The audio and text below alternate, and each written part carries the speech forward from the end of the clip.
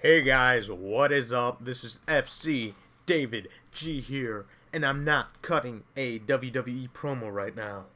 Okay, I was. But we are going to be reacting to 10 most evil pro wrestlers of all time.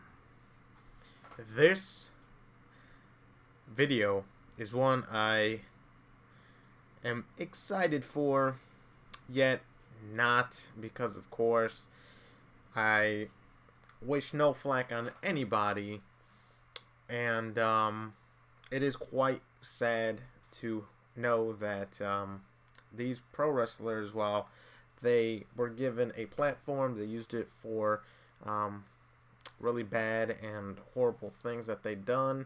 Of course, it does it does kind of suck, that that these guys hurt people, and that's never anything good, nor to be looked upon as unimportant. So let's get to the video. But I am excited to see it, just because I do like the quality videos that Wrestlelamia makes. I do think Wrestlelamia is one of the better channels out there, specifically making lists, showcasing WWE like topics and stuff. So let's get to it. Unfortunately, there are some pro wrestlers who have done heinous things in their lifetime, from criminal acts to abusing positions of power. Now, unfortunately, we've got to look at 10 of the most evil pro wrestlers of all time. Be sure to subscribe. To be honest, though, I think we can all come to the same conclusion that a lot of WWE wrestlers, past, present, and future, most of them happen to have huge egos, and even if they're not on the scale of egos like Hulk Hogan or something, they're definitely, they definitely have egos like, okay, I'm better than, regular people just because I have a lot of money or because I am popular on social media. And this is not just pro wrestling, but this is pretty much everything in life. But we're just focusing on pro wrestling in this example. But like, let's say a dude like let's say like a dude like R-Truth, right? And I'm not saying R-Truth is bad. I love R-Truth. I think R-Truth is awesome. But R-Truth probably go to like a restaurant or something, right? And he's gonna order whatever the hell he wants because he got a lot of more money than a lot of other people do. And not only that, but R-Truth is gonna kind of draw attention to him. Oh yeah, look, people come up to me for my autograph. I'm the shit. These people ain't nothing. So I think everybody has an attitude like that. Sometimes their ego gets a little bit into their head. But I think WWE wrestlers kind of have some ego to them.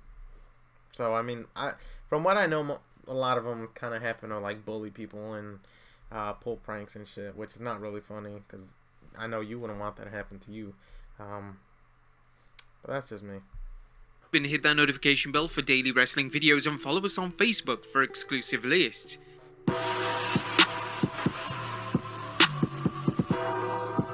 Number 10. Grizzly Smith. Grizzly Smith was the father of legendary wrestler Jake the Snake Roberts. Although Smith was a talented wrestler, his conduct in his personal life made him one of the most detested pro wrestlers of all time. Smith led a life of abuse and torment, so much so that Smith abused a 13-year-old girl, which led to Roberts being conceived. Smith's treatment of Roberts throughout Roberts' childhood meant that Roberts turned to alcohol and drugs, and this is a battle that Roberts has only recently overcome. Number 9. Bob Sweeten. Considered to be one of the most criticized wrestlers of all time, Bob Sweeten was loathed by virtually everyone he worked with. Legendary ring announcer Jim Ross once described Sweeten as a miserable human being and someone who nobody wanted to be around. In 1990, Sweeten was convicted of sexually assaulting his own daughter, which truly made him one of the most evil individuals to ever step foot in the wrestling ring with. Create a coffee masterpiece with Keurig's new Smart Brewer with brew.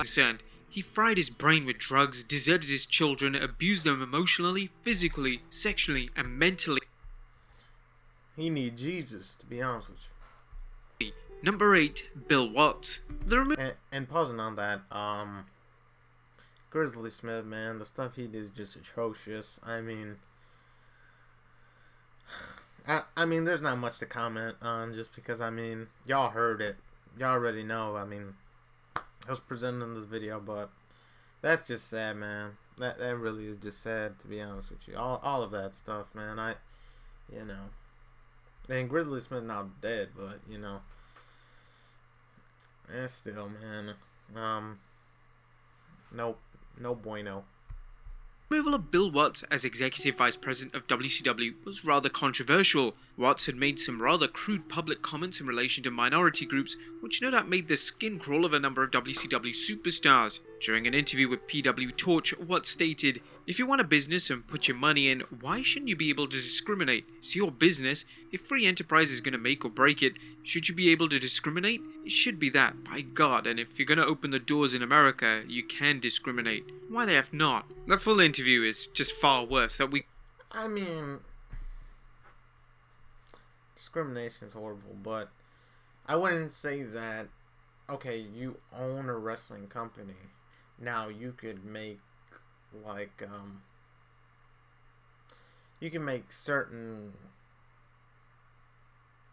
regulations, okay, I don't want any, fat people or whatever in my wrestling organization, which makes no sense because, they're wrestlers, man, but, I would say, an obese wrestler is definitely different than a fat wrestler.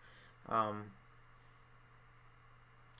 wrestler that can't even move or something. Okay, that's different, Or let's just say this. This is a better example. Like how Vince McMahon doesn't like wrestlers that have little to no muscle, and he likes dudes that got a lot of muscle, right? And that are tall and stuff. That makes sense. In the NFL and NBA, everybody pretty much has measures as to what is the ideal kind of talent that's going to pretty much represent that company, right? So, if you aren't fast, if you, don't have the look to you, if you can't have, if you're not good with leadership or anything like that, then okay, that would make sense as to why you're probably not on an NBA team or MLB team or anything like that. It's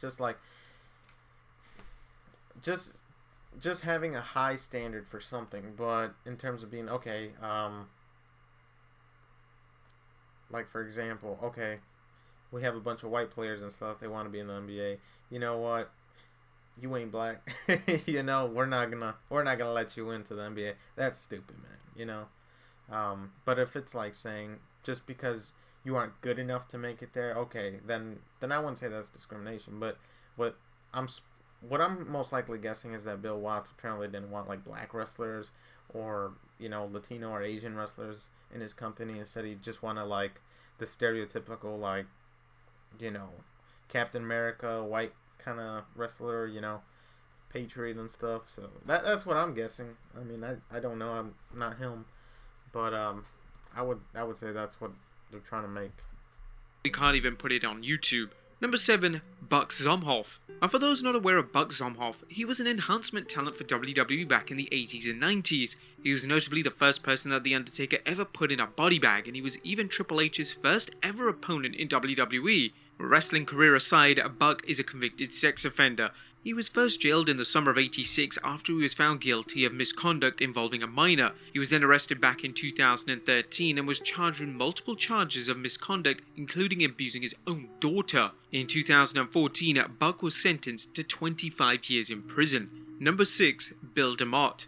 Bill DeMott never found too much success as a pro wrestler. He did, however, find great success as a trainer, so much so that he was the head trainer for FCW and NXT. DeMott seemed to have a solid reputation as a head trainer, but this was until 2015 when a number of allegations of DeMott abusing his power for his own gain surfaced. It was revealed that DeMott had verbally and physically abused talents throughout his career, and that he even used a number of racist and homophobic insults towards talent. One rather disturbing story involved DeMott insisting that talent strip naked and perform stink faces on fellow trainees. Former trainee Kevin Matthews was extremely open in relation to DeMott's training methods, and he would state that DeMott made the place a living hell for anyone who was a part of his clique. He even described DeMott as a rather disturbed, delusional bipolar man who needs to seek professional help ASAP.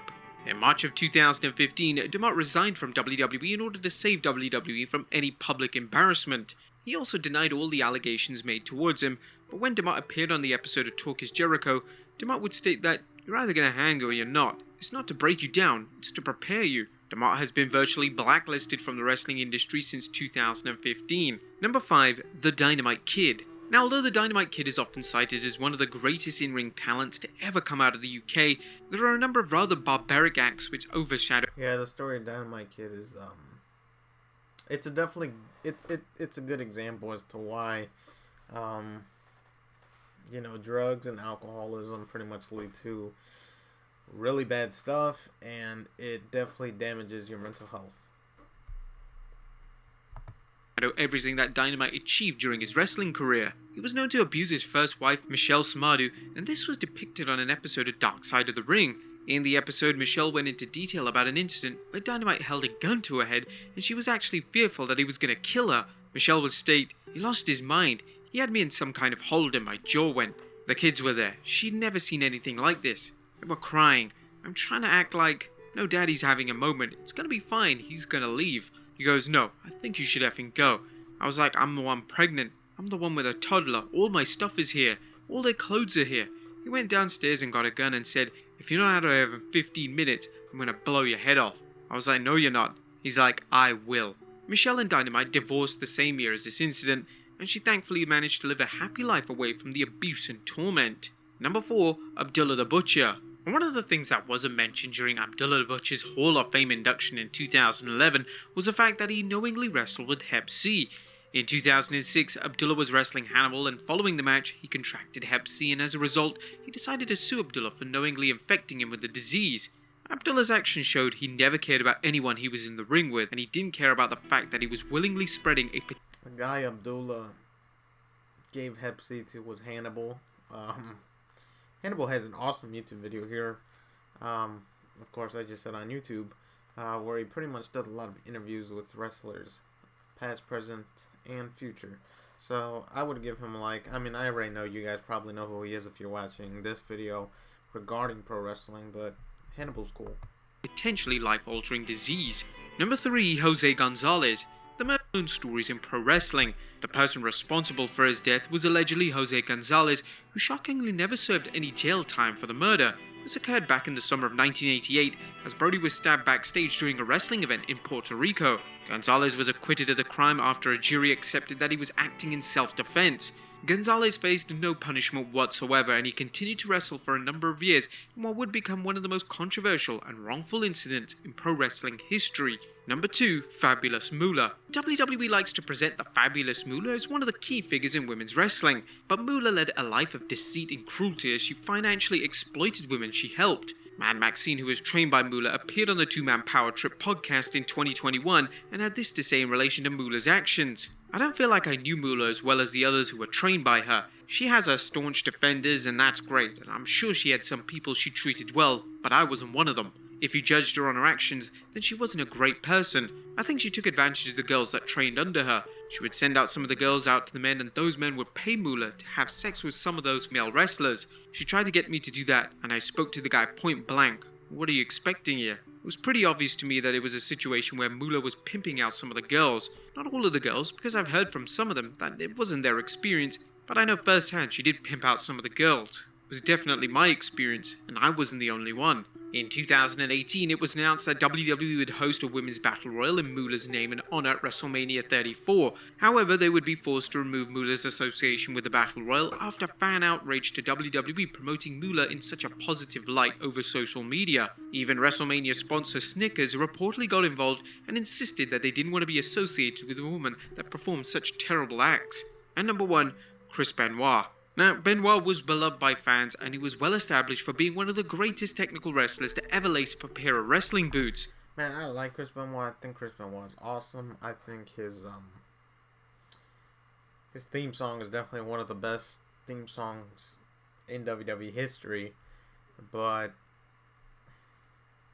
he was just messed up in the head, man. I mean, it's just with all the the CTE that he pretty much suffered. Not only that, but the drug use, the alcohol, the steroids, all of that, man, is just a combination just for a bad ending, right? Not only that, but Chris Benoit kind of was a dick backstage. I mean, what is it? I don't know what the word is, right now, but I know that he would pretty much like prank rookies and stuff, and some wrestlers that he thought were kind of below him, which is a real jerk move, man. I mean, talk about having a safe environment for work and stuff, and for being, a representative of the company. You're kind of an asshole. But that's not just him. Like I said in the beginning, that's how most wrestlers are. Because they got egos, man. And I mean, of course, they would. I mean, they're kind of a made person in the industry, and they have a high rank within the industry. So, I mean, yeah. I mean, for everything, somebody working at Microsoft, they're going to talk down to somebody that works at a grocery store, or they're going to talk down to somebody within the same company who's like an intern or something, like it's just it's just the name of the game. But that's a real dick move. But sadly, his remorseless actions in 2007 erased Benoit's existence from the history books. As quite rightly, WWE didn't want to associate with a man who committed such a horrible deed. Although fans may wish to try and remember Benoit's work in WWE and the memories he created, his actions during his final days are simply too disturbing to ignore, and his memory will be forever tainted. There you have it, folks. 10 of the most evil pro wrestlers of all time. Alright, guys. Thank you so much for watching that alongside me. This has been Wrestlelamia 10 most evil pro wrestlers of all time. I would say that this list was awesome. I mean, it wasn't awesome in terms of, the stuff that happened. It's absolutely atrocious. But the list was good in terms of, in terms of talking about 10 wrestlers that I would definitely say for sure are all, probably some of the worst wrestlers of all time. I would say definitely it would make sense to have Chris Benoit as number one. Just because the thing that he did is possibly, I don't want to say it's worse, because that's not, because it's not like saying, okay, the dude that was at number 7, he wasn't as bad. He was just as wicked. But that's just, I don't know. It's just sad. It's just sad to reflect on this stuff. It's, just imagine it feels like somebody else related to you. In terms of like somebody that got hurt from one of these guys, it's horrible. I can't think about that. But thank you for watching this video so much. Wrestlelamia is an awesome channel. Comment, subscribe, and like down below, and tell me what you thought on this video. So this has been FCDavidG signing off here. I'll see you